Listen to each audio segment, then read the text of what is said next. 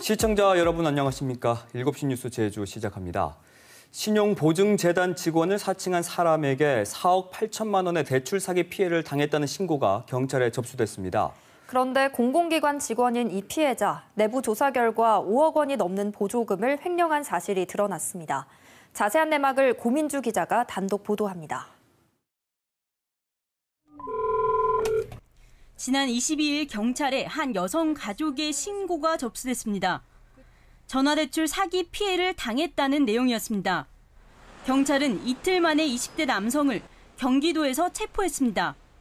경찰 조사 결과 돈을 가로챈 남성은 자신을 신용보증재단 직원이라고 속인 뒤 여성에게 대출을 해주겠다며 접근한 걸로 나타났습니다. 대출 신청자가 밀려있다. 상위 순위로 올리려면 보증금을 보내라며 돈을 요구했습니다. 여성이 남성에게 보낸 돈은 1년 동안 200여 차례에 걸쳐 4억 8천여만 원에 이릅니다.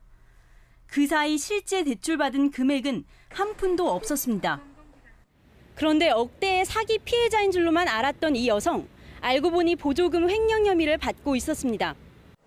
여성은 제주연구원 산하센터에서 회계 업무를 맡고 있었는데 제주연구원은 여성이 지난 5월 중순부터 최근까지 30여 차례에 걸쳐 보조금 5억 3천여만 원을 횡령한 사실이 드러났다고 밝혔습니다.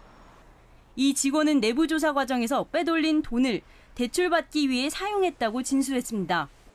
7년 동안 회계 업무를 담당한 이 직원은 지출결의서를 위조해 은행에 제출하는 수법을 쓴 것으로 제주연구원은 파악하고 있습니다. 제주연구원 산하 다른 센터의 통장 번호를 알아낸 뒤 이곳 보조금을 빼돌리기도 했습니다. 은행에서 평소보다 많은 돈이 인출됐다는 연락을 접했습니다.